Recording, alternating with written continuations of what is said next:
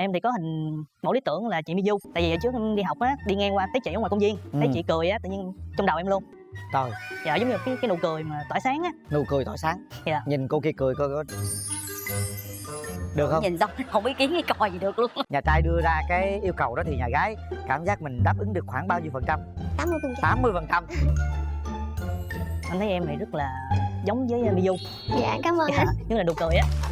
Những lúc mà em bận hay mệt gì đó thì anh sẽ lo được hết. Việc nhà nấu cơm hay gì đó. Dạ. Giờ điện thoại không kiểm soát được, tiền có kiểm soát không? Quan trọng cái chỗ đó. Ai giữ cũng được, miễn gia đình hạnh phúc là được. Gái giữ đi cưng. Dạ, em giữ. Ừ đó. Royal, đẳng cấp, sang trọng và an toàn. Bây giờ xin mời nhà gái cho mình biết ưu điểm khuyết điểm đi. Dạ, ưu điểm của em là vui vẻ, hòa đồng, trung thực, biết quan tâm gia đình. Khuyết điểm của em là hơi thẳng thắn. Ví dụ như trong công việc thì em thích là em nói thích, còn không thích là em nói thẳng là em không thích. Đó là cũng là một cái khuyết điểm, cho nên là em đang sửa. Ví dụ giờ em về nhà chồng mà không thích nhà chồng, không thích Dạ bà không, già cái chồng. đó là giống như là em đang nói về cái tính chất công việc. Còn ví dụ như về gia đình thì em rất là yêu thương và quan tâm. Còn ví dụ như giờ mình gặp khách hàng mình cũng nói thẳng vậy luôn hả? Có những tính chất công việc thì mình không thể nói thẳng được, mình phải nói chuyện nhẹ nhàng để phụ huynh có thể lắng nghe và hiểu được cái quá trình công việc đó như vậy, chứ không phải là mình không thích mà mình cũng giả lả là thích gật cho qua là không có.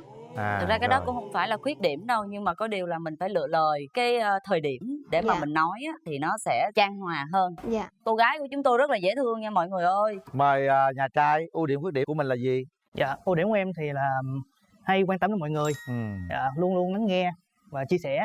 Chia sẻ nhiều không? Dạ, cũng tùy. Hình như toàn ít nói đúng không? Dạ đúng rồi, đó là khuyết điểm của em, ít nói. Dạ. Lập trình viên thì thường là ngồi ở trong phòng nhiều, ít có giao tiếp, ngại giao tiếp đúng không? Dạ đúng rồi ạ. Nhưng mà có thẳng tính không? Dạ không có. Giống như cô bên kia không? Thích là nói thích, không thích là nói không thích. Dạ đúng rồi ạ. Cũng vậy luôn á hả? Dạ. Hai người thì hợp tính nhau nè. Thẳng thắn chia sẻ với nhau cũng dễ lắm. Đường tình duyên nhà gái sao? Dạ, em được một mối tình ạ. Mối tình nó lâu không vậy em? Dạ, mối tình đó là năm 2014 là như em mới ra trường. Quen được khoảng 1 năm thì như là quan điểm không hợp cho nên là em dừng lại. Rồi còn nhà trai nào? Em thì trải qua được 2 mối tình. Dạ, mối tình đầu thì cũng nhanh, chắc tầm được 3 tuần. Mối tình đầu thì cũng nhanh, chắc tầm được 3 tuần. Dạ, tại lúc đó thì cũng chưa có kinh nghiệm. Chưa kinh nghiệm không? Dạ, chưa kinh nghiệm gì hết, cũng bỡ ngỡ thì cũng nhanh tàn. Dạ. Còn mối tình thứ hai thì cũng tìm hiểu, cũng rút được nhiều kinh nghiệm. Dạ, thì cũng được khoảng 6 tháng. Dạ. Vậy cũng chưa có gì sâu đậm hết á. Dạ đúng rồi. Nói chung là hai bên cũng mới có chớm yêu thôi. Bây giờ mình nói cho nhà gái biết đi, mình muốn tìm một người vợ tương lai đó như thế nào? Dạ. Em thì có hình mẫu lý tưởng là chị My Du. Em thì có hình mẫu lý tưởng là chị My Du. Tại vì ở trước em đi học á, đi ngang qua thấy chị ở ngoài công viên, thấy chị cười á, tự nhiên trong đầu em luôn. Thấy chị cười á, tự nhiên trong đầu em luôn. Trời. Dạ, giống như cái nụ cười mà tỏa sáng á. Nụ cười tỏa sáng. Dạ. Nhìn cô kia cười coi có được không? Nhìn xong không ý kiến cái coi gì được luôn. Cỡ. Dạ, giống như chị vậy á. Vậy hả? Dạ. Đó là cười tươi á. Người đàn ông chúng tôi chỉ cần nụ cười thôi là chúng tôi nhớ cả đời đó. Để tôi qua tôi coi nụ cười bên kia coi sao nha. Dạ, em chào anh Quyền Linh. Chào dạ. em. Nụ cười ấn tượng lan tỏa ha. Dạ. Nãy giờ nhà trai đưa ra cái yêu cầu đó thì nhà gái cảm giác mình đáp ứng được khoảng bao nhiêu phần trăm? 80%. 80%. Dạ. Còn yêu cầu của em tìm một mẫu hình lý tưởng như thế nào? Em cần tìm một người chín chắn, trưởng thành và một người biết quan tâm gia đình giống anh Quyền Linh. Một người biết quan tâm gia đình giống anh Quyền Linh. Bên kia My Du, bên đây Quyền Linh. Toàn là những nhân vật xuất chúng không hả? Đâu ra xuất chúng. Thôi mở rào. Đúng để rồi. coi hai đứa tìm hiểu sao nha. Mở rào. Trai đẹp lắm nha. Bắt đầu đi Toàn. Mạnh dạn lên. Dạ, gửi cho em hoa. Dạ, em chào, cảm ơn anh. Hôm nay em đến đây thì em cũng có món quà để tặng anh ạ. Cây này gọi là cây hạnh phúc. Và khi em mua món quà này thì em cũng với một hy vọng là nếu chúng ta cho nhau cơ hội thì mối quan hệ lúc đầu có thể là nó chưa đủ lớn, nhưng mà sau quá trình mình chăm sóc thì nó sẽ phát triển theo từng ngày. Như ý nghĩa của cây này vậy. Dạ. Bây giờ nhà gái á, là có viết một cái lá thơ thì cũng chưa biết được là mình sẽ đọc bây giờ hay là đọc sau khi bấm nút. Nhưng mà thôi chị Lan nghĩ là để đó đi, sau khi bấm nút xong rồi đọc Dạ. ha. Dạ.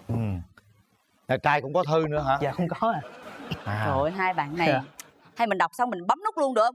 Chứ thấy hợp nhau quá. Trời ơi. Đó, bây giờ nè, hai bạn cảm nhận về nhau coi như thế nào? Hồi đó giờ chưa bao giờ gặp đó. Chào Linh. Dạ. Chào anh.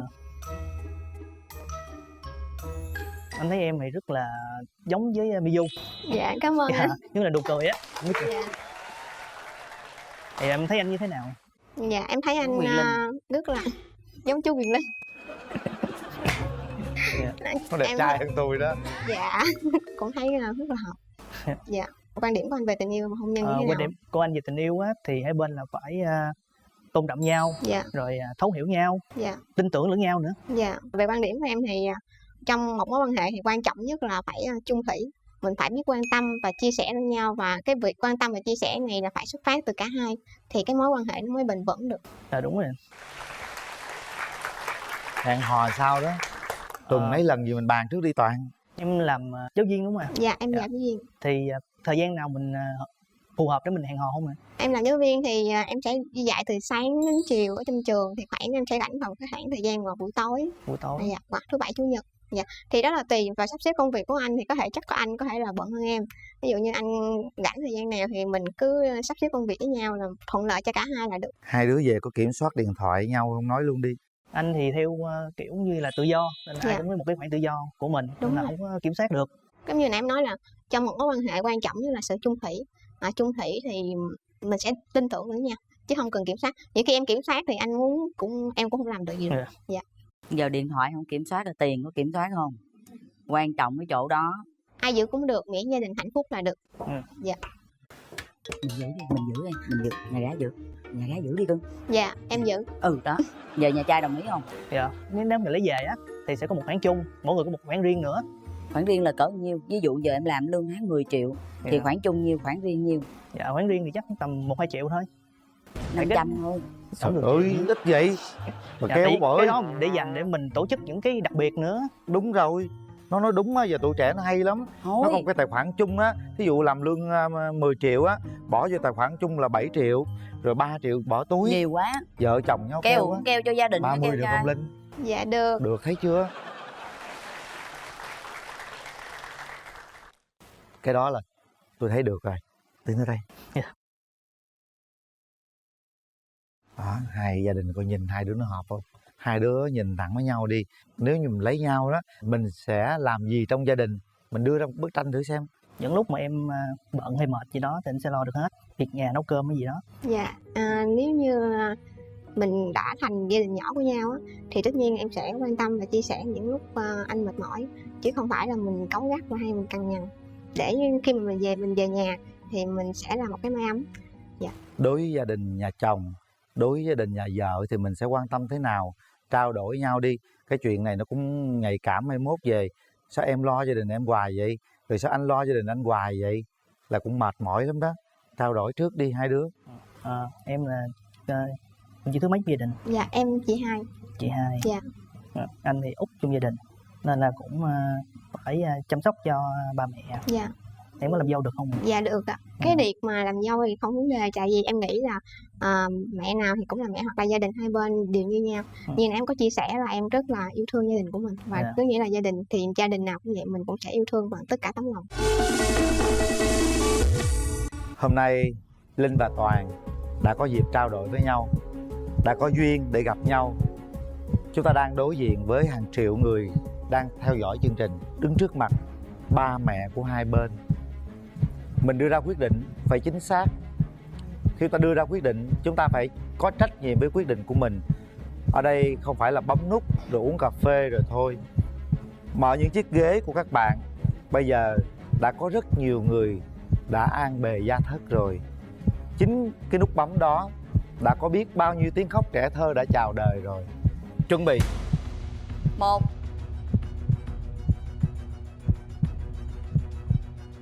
2 3. Hết thời gian. Chúng ta đã chính thức hẹn hò với nhau, nắm tay ngay nào. Đẹp quá. Đẹp đôi không ông xui bà xui. Hôm nay gia đình hai bên đã có rồi ha. Mình hỗ trợ cho hai đứa trẻ nó có nhiều điều kiện gặp nhau, để nó yêu nhau, để tình yêu nó lớn lên, rồi cái gì đến chắc chắn nó sẽ đến ha. Con cái hạnh phúc thì mình cũng hạnh phúc, và chúng tôi cũng rất hạnh phúc khi hôm nay các bạn bấm nút với nhau. Trai hiền, dâu thảo, cố gắng yêu thương nhau hết lòng nha, thật lòng với nhau, đi suốt một cuộc đời luôn nhá mấy em. Chúc các em hạnh phúc. Dạ, em cảm ơn. Thủ tục đầu tiên Bác em đó, bắt cho liền thấy chưa? dạ, em xin phép mà. Dạ. Nào, nhẹ nhàng thôi, để yên nguyên. Chưa? Bạn gái bên kia, Dạ, bạn đã trải qua mấy mối tình rồi? dạ em thưa anh là em trải qua 2 mối tình rồi ạ. 2 mối tình. Bao lâu rồi em? Mối tình đầu là 8 năm. 8 năm. Mối tình thứ hai là khoảng hơn 2 năm. Hơn 2 năm. Ủa sao quen nhau lâu vậy mà không tiến tới hôn nhân được vậy em? Bạn trai đầu tiên thì là do em lúc em quen á, thì em học 2 trường đại học ở trong này. Bạn đấy ở ngoài Hà Nội. Thì yêu nhau thứ nhất là hoàn cảnh xa, và chúng em chia tay là do bạn đấy bắt cá 2-3 tay vậy đó. Tại ở xa nên là xa mặt cách lòng. Dạ. Mà tới 8 năm lận. Thì tại vì em học những 2 trường lận. Rồi cái đoạn sau mình mới phát hiện ra là mình chia tay luôn. Dạ. Còn người bạn trai thứ hai? Người bạn trai thứ hai thì quen thì bạn ấy do một số hiểu lầm thành ra là cũng chia tay. Hiểu lầm về cái gì? Cũng 2 năm. Lúc đó là mình cũng lớn rồi, chín chắn rồi. Dạ. Không biết nói sao nhưng mà nó phức tạp lắm, thành ra là cũng không... Sau 2 mối tình mình có rút kinh nghiệm gì cho những cái mối tình tiếp theo của mình nó được bền vững không em? Không. Không có rút kinh nghiệm luôn hả? Vì theo bạn thì làm sao để mối tình thứ ba là mối tình gọi là cuối cùng luôn, để làm sao giữ nó mãi đó bạn? Bạn có nghĩ ra điều đó không? Theo em nghĩ là thứ nhất là một phần nó cũng là cái duyên nữa anh ạ. Cái duyên với lại có lẽ nó chưa có tới, thành ra là chưa có được. Còn bản thân bọn em là những người lớn rồi thì tất cả mọi thứ đều đã chín chắn suy nghĩ hết rồi. Không còn bồng bột trẻ con nữa để mà xảy ra những chuyện này chuyện kia nữa. Em nghĩ vậy. Chị cũng hy vọng lần này nếu mà được mối tình thì mình sẽ tiến tới hôn nhân luôn nhé. Không 10 còn nhiều năm thời gian yêu nhau. 10 năm 2 mối tình. Một cái gọi là một cái quãng đường rất là dài trong tình yêu mà vẫn không đến với nhau được. Nhưng mà em chia sẻ, em nói là đã chín chắn hết rồi, thì chị không hiểu là hiểu lầm như thế nào. Em có thể cụ thể cái phức tạp là như thế nào không? Em nghĩ cái chuyện này thì em nghĩ là không nên nói ra. Em nghĩ là nó đã qua rồi thì em không có quan trọng cái chuyện đó nữa. Rồi, nhưng mà mình cũng nên nhớ để mình rút kinh nghiệm nha bạn nha, để mối tình thứ ba này nó có nhiều kinh nghiệm hơn để mình có thể chia sẻ nhiều hơn, để nó ổn hơn, hoàn thiện hơn. Bạn trai thì sao? Em có mấy mối tình rồi? Về mối tình thì nói chung là mình đã có gia đình rồi, mà ly hôn được 5 năm rồi. Có được 2 cháu. Cháu lớn bao nhiêu tuổi? Cháu lớn được 8 tuổi. Cháu nhỏ 7 tuổi. Là bây giờ ở với ai? Ở với mẹ. Ở đâu nè? Ở ngoài quê Quảng Ngãi á. Tức là ngoài Quảng Ngãi luôn. Mình ly hôn bao lâu rồi bạn? Ly hôn được 5 năm rồi. 5 năm. Lý do mình có 2 đứa con mà. Tại vì lúc trước là nói chung là tại mình là phải bắt về ở rể và phải bắt về nhà vợ ở, thì tại vì mình là con trưởng trong gia đình thì không thể về ở rể được. Thì với một lý do nó đơn giản, nó như vậy là nhỏ nhặt thôi, chứ còn ngoài ra là không có việc gì hết. Ủa nhưng mà trước khi cưới nhau cũng đã thỏa thuận cái việc ở rể không? Cũng lấy nhau sinh 2 bé rồi. Thì cũng cố gắng níu kéo để về với gia đình em, thì do là không được. Cô đó không chịu, cô đó một là chia tay, còn hai là về nhà cô ở. Thì em cũng nghe lại, cũng bàn với gia đình và tất cả mọi người thân, thì quyết định là phải chia tay. Trời đất.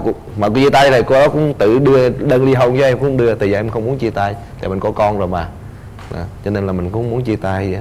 Thì cũng vậy, chia tay thì trong mấy năm trời đó thì em cũng cố gắng em làm nghề, là đủ thứ. Nhưng mà ở rể bên đó công việc của anh vẫn đi làm riêng hay là phải làm việc cho gia đình? Vẫn đi làm riêng. Ở rể có điều gì gọi là áp lực với anh không mà anh không muốn ở rể? Thật sự là áp lực thì không có. Nói chung là mình sống với phía vợ thì rất là thương mình. Nhưng mà tại vì điều kiện là cô đó hồi xưa là mình làm ở Dung Quốc, khu nghiệp Dung Quốc á, thì mình làm ở đó, cô đó cũng có huyện, còn mình ở trong thành phố. Tại vì thành phố thì điều kiện con cái thì nó học thì tốt hơn. Cô bác về huyện ở, về xã ở thì làm sao mình chịu được. Thì cho Cho nên là vì thế là chính vì đó lụp sụp là chia tay thôi, chứ ngoài ra là không có gì hết. Như vậy thật sự nó cũng không chính đáng, bởi vì nghe nó anh cũng thấy chưa là con mình ở đó, vợ mình lo cũng tốt, anh gia đình vợ cũng đối xử tốt như vậy, mà mình quyết định mình không ở đó thì thấy nó cũng chưa hợp lý lắm. Tại vì nó phụ thuộc nhiều yếu tố vào môi trường nữa anh. Môi trường nữa. Dạ. Bây giờ anh chia tay với vợ, con anh có tốt không?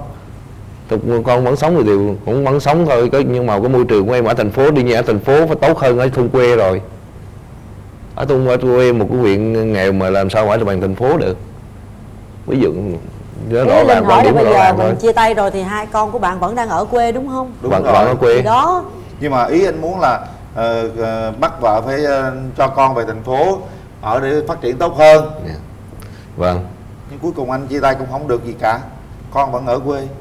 Thì mình có điều kiện, đương nhiên là cái nỗi đau đó đương nhiên mình phải nén lại đi, là mình có thời gian chế như mình chăm sóc con, hay là chế như là ví dụ mình có gia đình thì mình có một gia đình mới thì mình cố gắng mình làm, mình tiết kiệm một phần nào đó. Ví dụ mình có con riêng mình cho con riêng, còn phần đó là mình cho con mình, là bù đắp những bao nhiêu năm tháng, rồi sau này con mình lớn lên thì nó tự sẽ hiểu.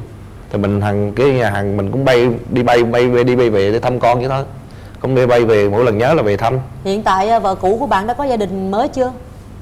Nói chung cũng cái đó là mình không rõ nha chị. Rồi. Tại vì cái đó là mình không có quan tâm tới.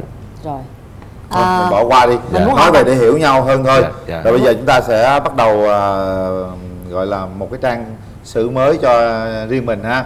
Dạ, đúng Cho rồi. Tường hỏi bạn gái một tí xíu, thì bạn trai có hoàn cảnh như vậy thì em có ngại gì không? Thực ra cũng chia sẻ chút xíu là ở cái mối tình thứ hai thì em cũng yêu một người có đổ vỡ rồi, thì em cũng không ngại, nhưng mà em chỉ quan trọng cái việc là nếu lý do chia tay về việc khách quan, ví dụ như là trường hợp là người vợ không chung thủy, hoặc là lý do khách quan nào đó do người vợ, thì em dễ dàng chấp nhận hơn. Còn với các trường hợp khác thì em phải xem xét lại. Tại vì dù sao thì một khi mà đã đổ vỡ một lần rồi á, thì mình làm sao suy nghĩ cho thật chín chắn và nhìn cho thật rộng để mà không phải đổ vỡ lần thứ hai nữa. Em nghĩ là nên như vậy. Bây giờ chúng ta gặp nhau đây để có thể nói tất cả mọi thứ cho hiểu nhau hơn. Và điều thứ hai là chúng ta phải nói về cái cá tính của mình, ưu điểm và khuyết điểm. Mời bạn gái. Dạ thưa anh chị với thưa quý vị khán giả, là cái ưu điểm của em thì em nói khuyết điểm trước là khá là thẳng tính và nóng tính. Còn nữa là em không biết nịnh ai bao giờ. Và em là người mà giống như là thấy cái việc gì cần phải nói mà tốt đó, giúp ích tốt cho bản thân mình hoặc cho những người xung quanh là em sẵn sàng nói, bất chấp người đó là ai. Dạ, khá là thẳng. Và em nhược điểm thì em không thích nấu ăn cho lắm. Ưu điểm thì cái đam mê của em là về nghệ thuật, về hoa tươi, hoa lụa, các thiết kế sinh vật cảnh, tiểu cảnh. Và cái đó là cái đam mê rất là lớn của em rồi.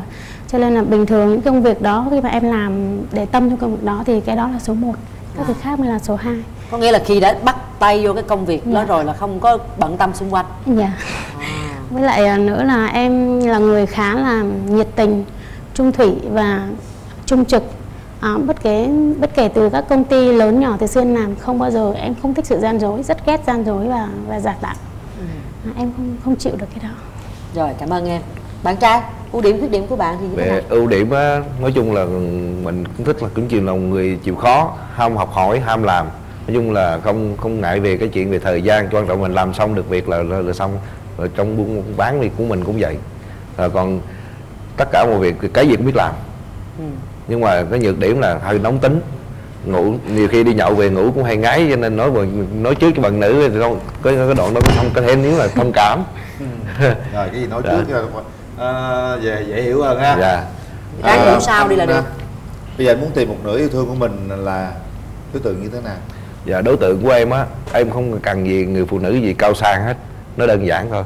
Nó chỉ như ví dụ như là người phụ nữ là thứ nhất là một người phụ nữ trong nhà, có thể là chỉ như là phụ chồng chỉ như là ví dụ nấu cơm hay giữ con hay coi con cái cũng được, không quan trọng là làm cái chuyện gì cao sang hết.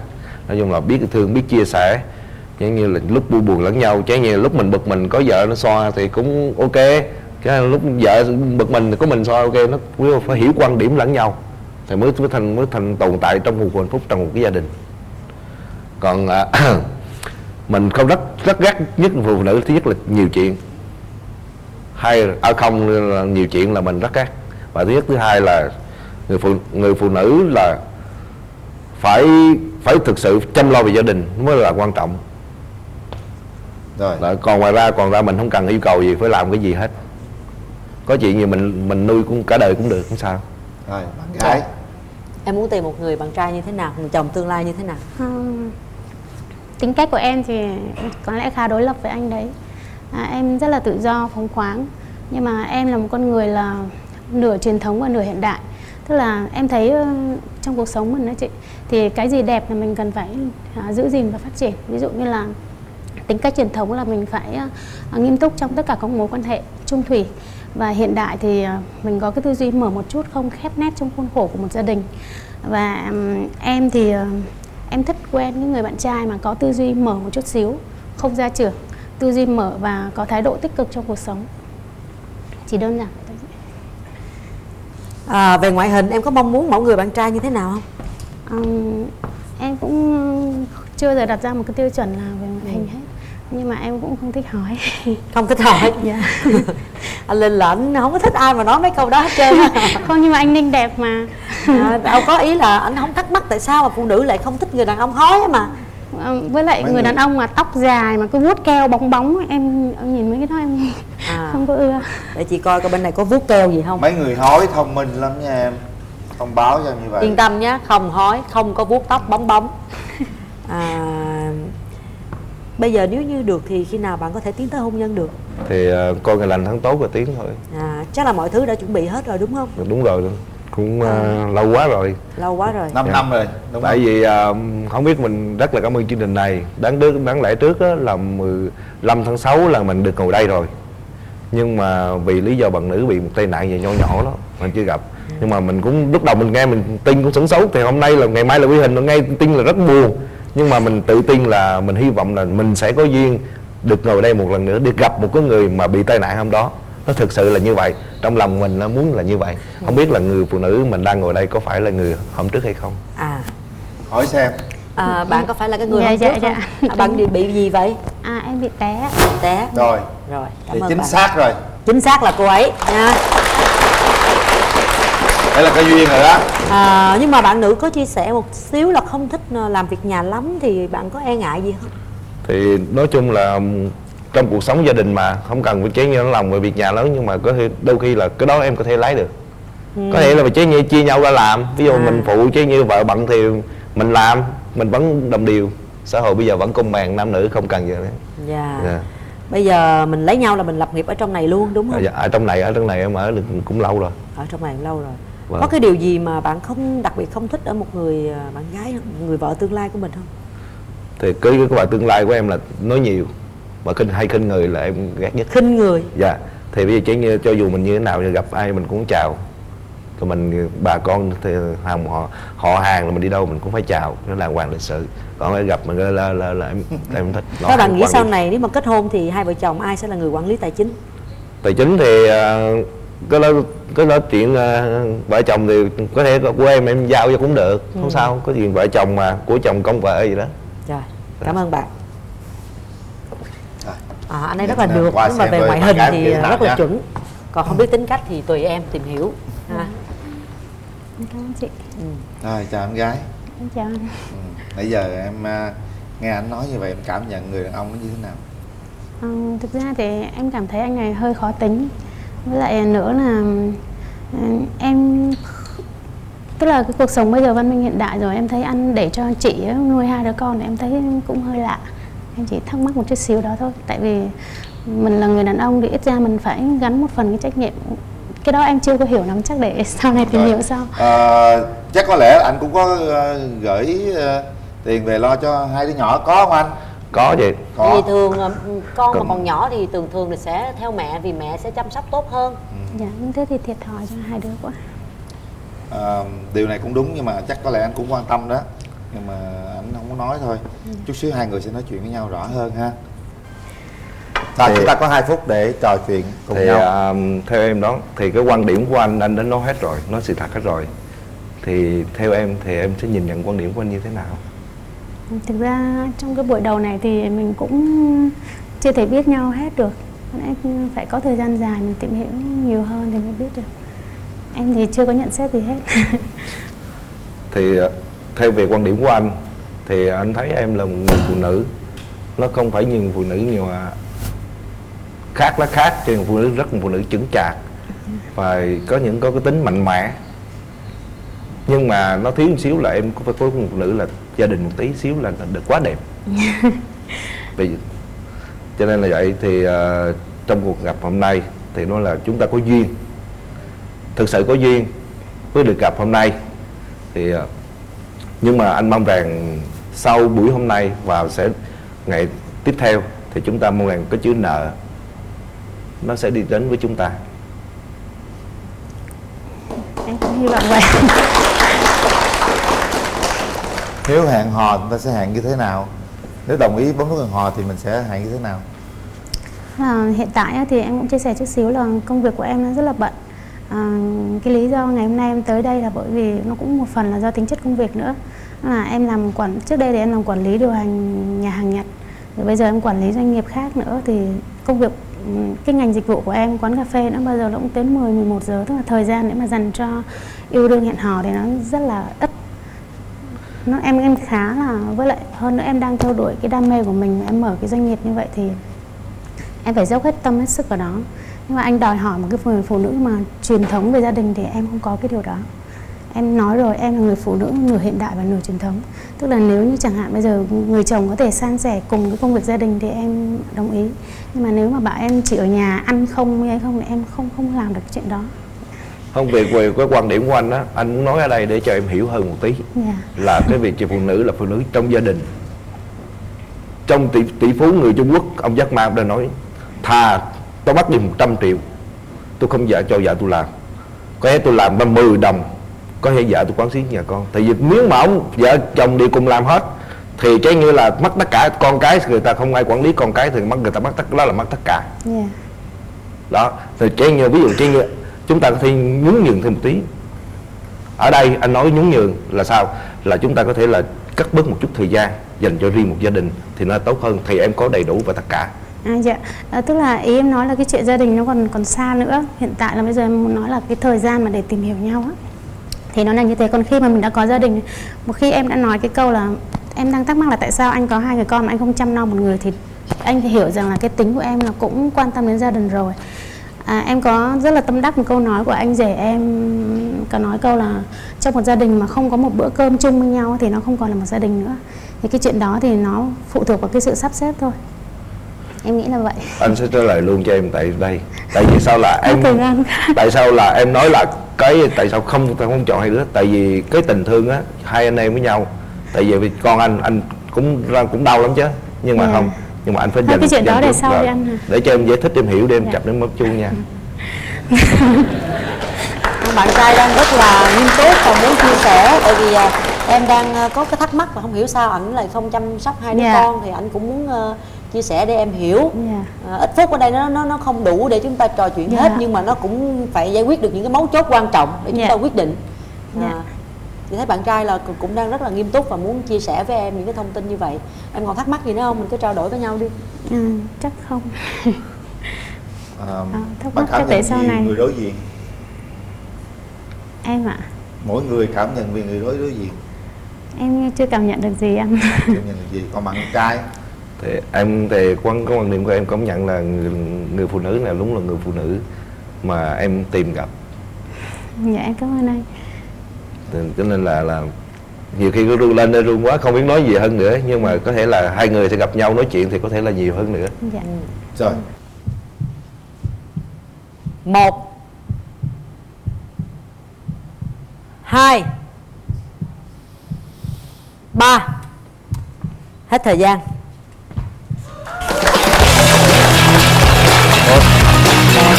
Quà của cô ấy tặng anh đừng để lạc nha.